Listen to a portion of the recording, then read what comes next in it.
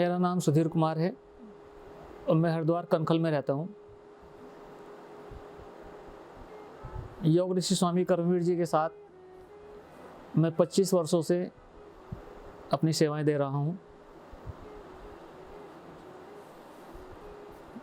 25 वर्षों से मैं उनके सामाजिक कार्य में उनके साथ हूँ, लेकिन मैं जानता हूँ उससे भी काफ़ी समय पहले से, जब स्वामी जी महाराज कनखल में ही एक आश्रम में रह करके योग से जब एमए कर रहे थे। स्वामी जी महाराज 3 विषय में परास्नातक हैं, योग, दर्शन और वेद। और इसी के साथ साथ आयुर्वेद में उन्होंने विशेष उपलब्धि हासिल की है। आयुर्वेद उनका विशेष प्रिय रहा है। तो अध्ययन के समय में भी मैंने देखा है, जब वो योग का अध्ययन कर रहे थे, आयुर्वेद पर भी वो काफ़ी कार्य करना प्रारंभ कर चुके थे। और जब भी उन्हें समय मिलता वो एक छोटे छोटे शिविर लगाया करते थे, जिसमें योग और आयुर्वेद इन दोनों के द्वारा ही लोगों को अपनी सेवाएं दे रहे थे। उनका सन 1989 में एक योग शिविर नोएडा में भी हुआ था। उस शिविर में जाने का सौभाग्य मुझे मिला था और वहाँ पे मैंने देखा एक नए व्यक्ति को उनके साथ में। बाद में मालूम हुआ कि वो बालकृष्ण हैं, आचार्य बालकृष्ण, जिनको आप देखते हैं आज लगभग सभी लोग जानते हैं। तो सर्वप्रथम वो स्वामी जी महाराज से आके जुड़े थे और वो त्रिपुरा आश्रम में ही, हरिद्वार का जो आश्रम जिसमें स्वामी जी रहते थे, वो वहीं पर आकर के उन्होंने स्वामी जी को ज्वाइन किया था। और कई वर्षों तक उन्होंने, क्योंकि आचार्य बालकृष्ण का जो सब्जेक्ट था वो केवल संस्कृत था, लेकिन आयुर्वेद के बारे में ये जानकारी देना, योग के बारे में विशेष रूप से उनको बताया गया, आयुर्वेद को समझाया गया क्या चीज़ें। तो ये कार्य सर्वप्रथम योग ऋषि स्वामी कर्मवीर जी ने ही उनको बताया था। और आज आप सब देख रहे हैं कि वह एक बहुत अच्छे तरीके से अपना कार्य कर रहे हैं, आचार्य बालकृष्ण भी।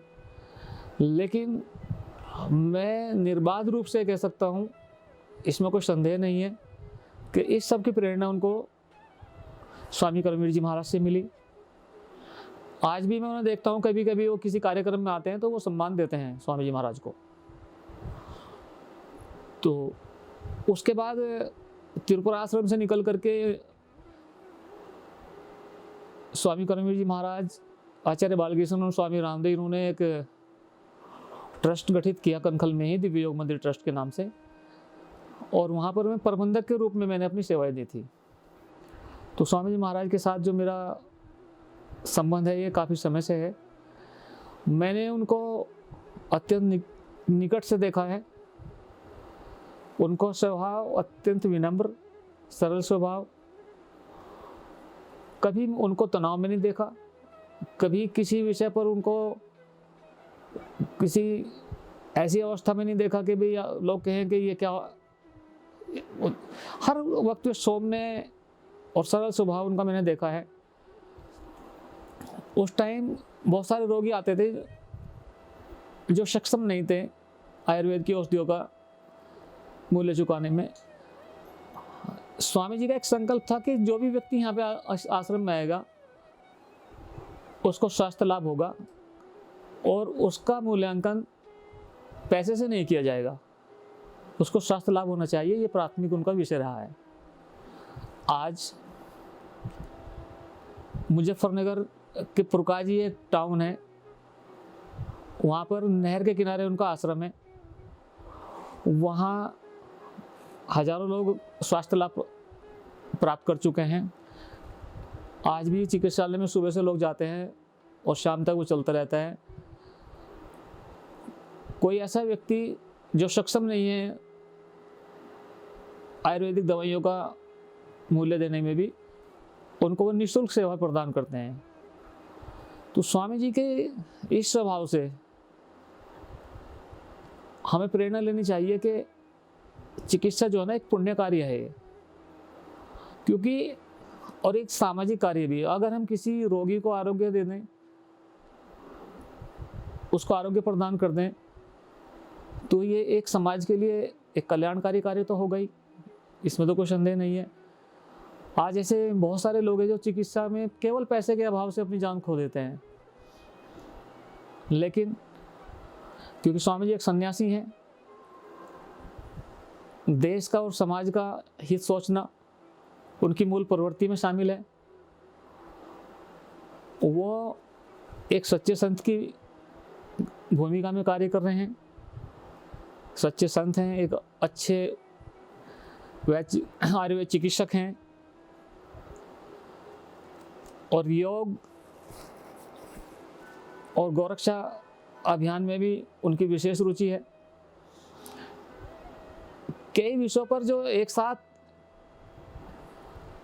अत्यंत सहयोगात्मक तरीके से, विनम्रतापूर्वक और सच्चे मन से कोई कार्य करने वाले अगर सन्यासी देखें तो निसंदेह वो केवल योग ऋषि स्वामी कर्मवीर जी ही हैं।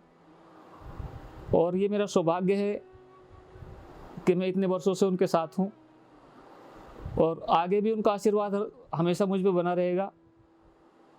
और जीवन में इस समाज के लिए स्वामी जी की प्रेरणा से जो भी कुछ हम करेंगे ये हमारा सौभाग्य होगा। स्वामी जी के एक विषय नहीं, अनेक ऐसे वृत्तांत हैं, अनेक ऐसे दृष्टांत हैं जिनके बारे में बताना चाहे तो बहुत लंबा समय निकल जाएगा। बस मैं संक्षेप में यही कहना चाहूँगा कि मैंने किसी भी सामाजिक कार्य में, चाहे वो शिक्षा का हो, चिकित्सा का हो, गौरक्षा का हो, योग प्राणायाम का हो, उनको हमेशा राष्ट्र के सहयोग के रूप में अग्रसर पाया है। उनका सरल और विनम्र स्वभाव उनके संतत्व को, साधुत्व को एक अलग ही स्थान प्रदान करता है। और मेरी ईश्वर से प्रार्थना है कि लंबे समय तक हमारे स्वामी जी महाराज यूँ ही स्वस्थ रह करके समाज का ये कार्य करते रहें, समाज को प्रेरणा देते रहें, नई पीढ़ी को सामाजिक कार्यों के लिए प्रेरित करते रहें, ताकि इस राष्ट्र और समाज का विकास हो सके। इन्हीं शब्दों के साथ मैं अपनी बात समाप्त करता हूँ। ओम शांति।